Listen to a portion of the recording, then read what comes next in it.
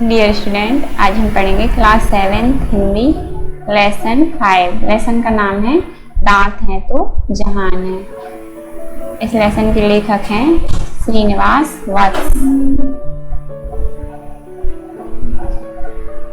तो इस लेसन में दांतों के बारे में बताया गया है। लेखक ने दांतों के ऊपर एक हास्य व्यंग लिखा है। आइए हम इसको रीड करते हैं और समझते हैं।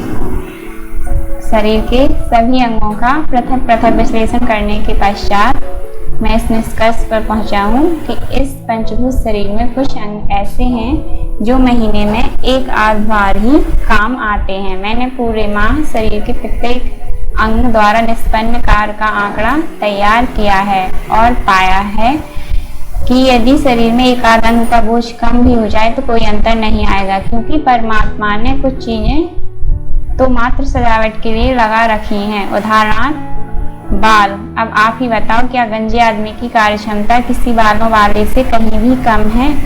फिर बाल हो या ना हो, कोई विशेष अंतर तो पड़ता नहीं। तो आइए इस पैराग्राफ को हम समझते हैं। इस पैराग्राफ में लेखक ने बताया है कि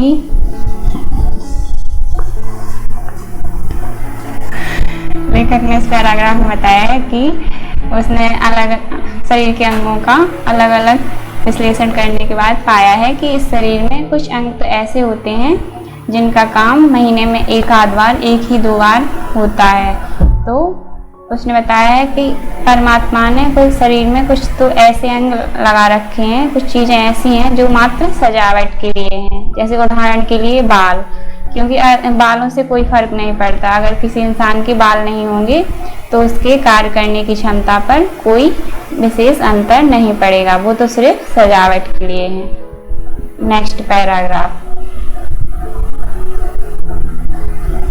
इसके विपरीत कुछ अंग ऐसे हैं जिनकी आवश्यकता हर क्षण बनी रहती है। लोग कहते हैं आंखें हैं तो जहान है, परंतु मेरे सर्वेक्षण में आंखों को इतना महत्व नहीं दिया जा सकता। आंखें सिर्फ देखने के काम आती हैं।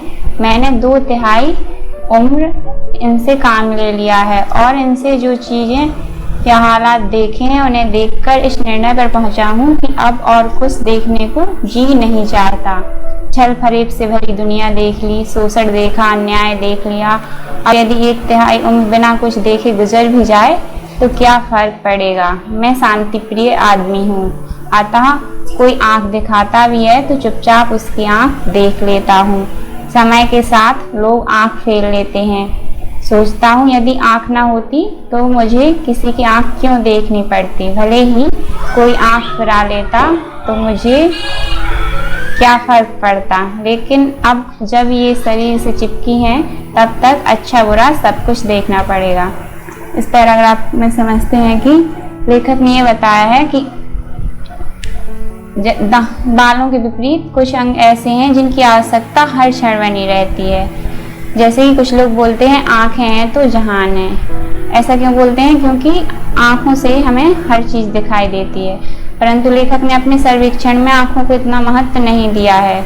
उन्होंने बोला है आंखें सिर्फ देखने के काम आती हैं और उन्होंने अपनी आंखों से लगभग 2/3 चीजों को देख लिया है।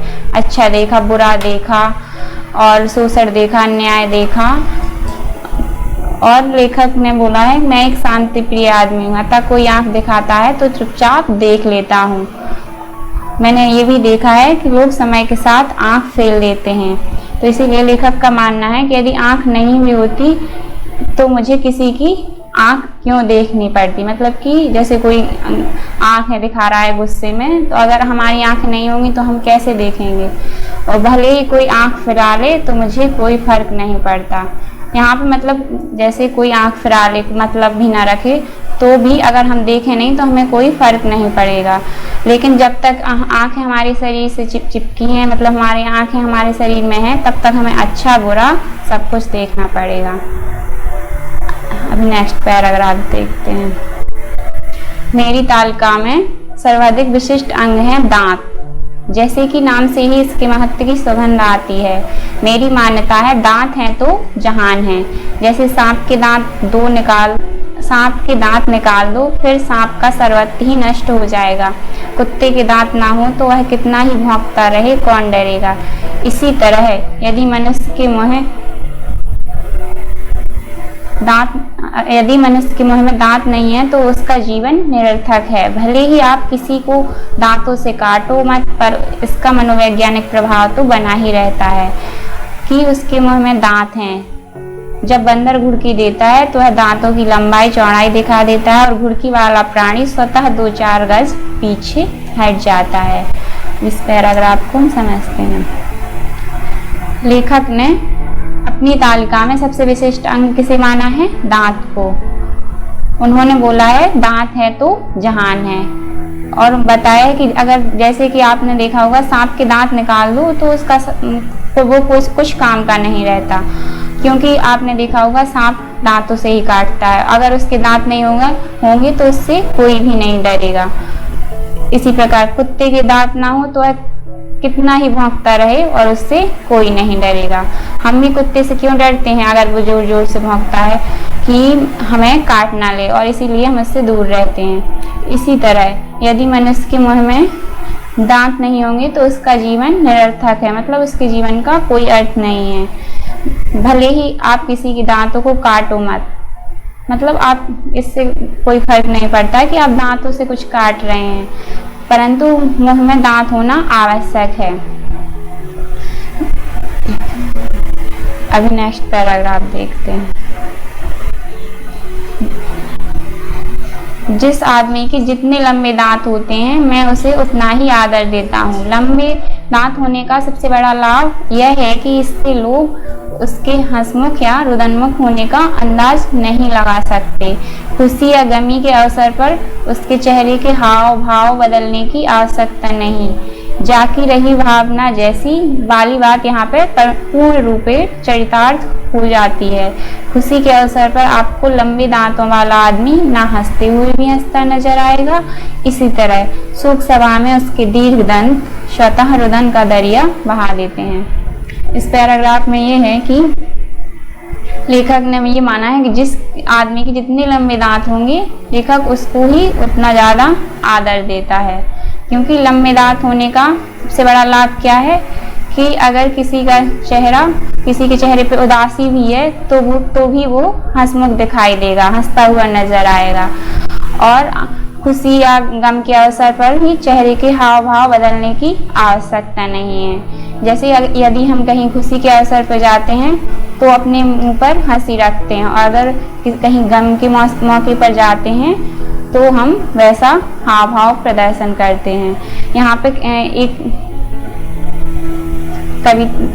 यहाँ पे जाकी रही भावना जैसी वाली बात चरितार्थ होती है, मतलब जिसकी भावना जैसी है वैसे ही वो दिखावा करता है। खुशी के अवसर पर आपको लंबे दांतों वाला आदमी ना हंसते हुए भी नजर आता है, और शोक सभा में अगर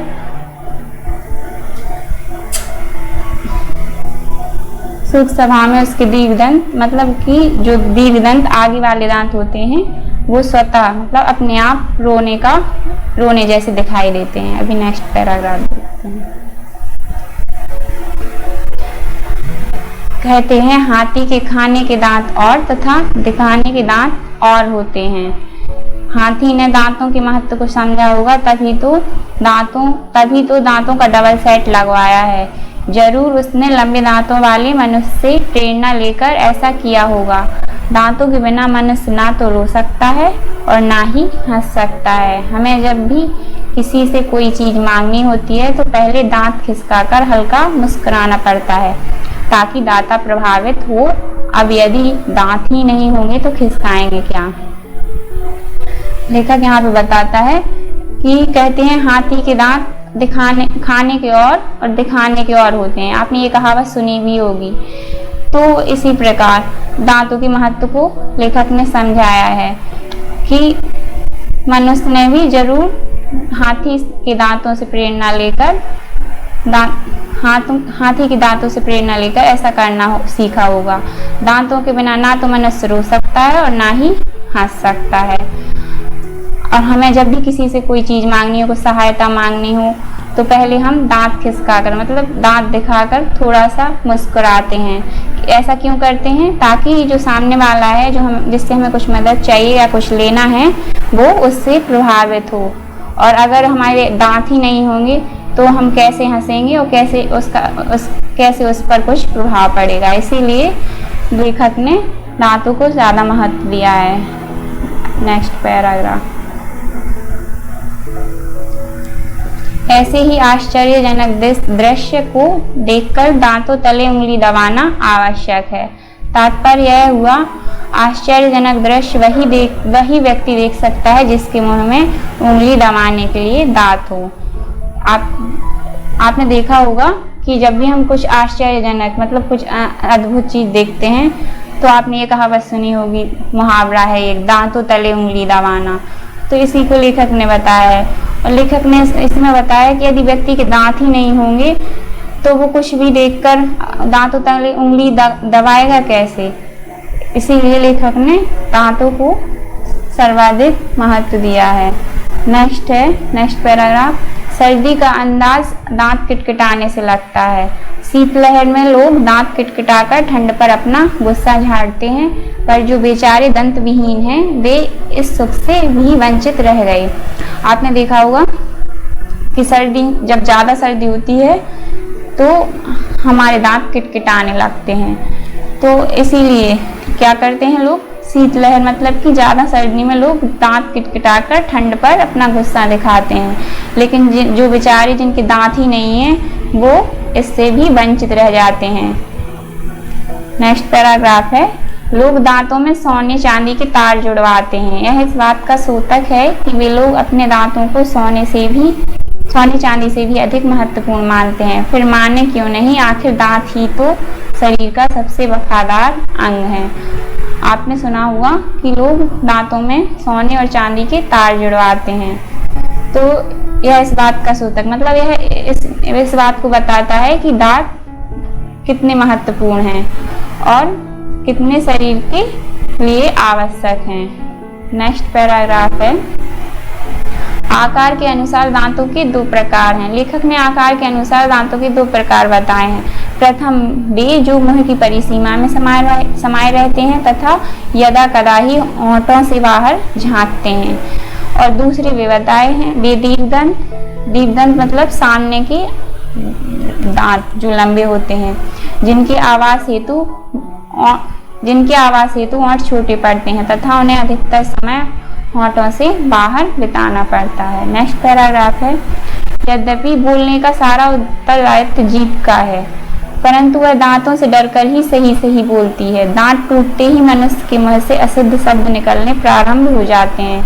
आपने देखा होगा कि बोलने का सारा काम किसका है, जीभ का है, परंतु जीभ दांतों से टकरा कर ही बोलती है। यदि मनुष्य के दांत टूट जाते हैं तो मनुष्य कैसे बोलने लगता है, अशुद्ध। तो और उसके बोलने पर दांतों का असर पड़ता है। उसके बाद है, दांतों को महत्वपूर्ण समझकर ही लड़ाई झगड़े में प्रतिद्वंदी सर्वदा पहले दांत तोड़ने की बात करते हैं। आपने सुना होगा कि हमने भी कहीं भी लड़ाई झगड़ा होता है तो सबसे पहले जो सामने वाला होता है वो यही, अगर कोई ज्यादा मुंह चलाता है तो ये बोलते हैं हम तुम्हारे दांत तोड़ देंगे। इसके आगे है, रही शरीर के बाकी अंगों की बात तो मुझे ऐसी कोई इंद्रिय इतनी महत्वपूर्ण नजर नहीं आती जो दांतों का मुकाबला कर सके। लेखक ने यहाँ पे बताया है कि शरीर के बाकी अंगों में ऐसी कोई इंद्री नहीं है जो कि दांतों का मुकाबला कर सके। आगे है, किसी ने कहा था कुछ मनुष्य खाने के लिए जीते हैं तो कुछ जीने के लिए खाते हैं। घूम फिर कर बात तो एक ही हुई कि दोनों खाते हैं और खाने के लिए दांत परम आवश्यक हैं। इसलिए पता चलता है कि आपने देखा होगा कि हम कहते हैं कि मनुष्य खाने के लिए जीते हैं और खाने के लिए हम काम करते हैं, और खाना खाने के लिए सबसे जरूरी क्या है, दांत। तो खाना खाने के लिए दांत सबसे आवश्यक हैं। बहुमत के आधार पर भी दांत सर्वोपरि हैं। शरीर के अधिकतर अंग इकलौते हैं या फिर उनकी संख्या 2 तक हो सकती है, पर दांत संख्या में सर्वाधिक हैं। हानि लाभ की पूरी गणना के बाद अब परमात्मा से प्रार्थना करता हूँ कि हे भगवान, भले ही मेरी आंख फोड़ दे, टांग तोड़ दे, पर इस बत्तीसी को सही सलामत बनाए रखे। बहुमत के आधार पर, मतलब कि ज्यादा लोगों के आधार पर क्या दांत सर्वोपरि हैं। शरीर के इकलौते अंग, मतलब शरीर के बाकी अंग एक एक या दो दो हैं, लेकिन सबसे ज्यादा संख्या में क्या है, दांत हैं। तो इसलिए दांत सर्वाधिक आवश्यक हैं। और हानि और लाभ की पूरी गणना के बाद भी परमात्मा से लेखक ये प्रार्थना करता है कि भगवान भले ही उसकी आंख फोड़ दे, टांग तोड़ दे, पर हमारी बत्तीसी को सही सलामत बनाए रखे। तो अभी हमने इस लेसन को रीड किया है और समझा है। तो आपका होमवर्क है, आपको इस लेसन को रीड करना है और समझना है, और पाठ में आए वस्तुनिष्ठ प्रश्न इनको स्वयं पूरा करना है। ओके।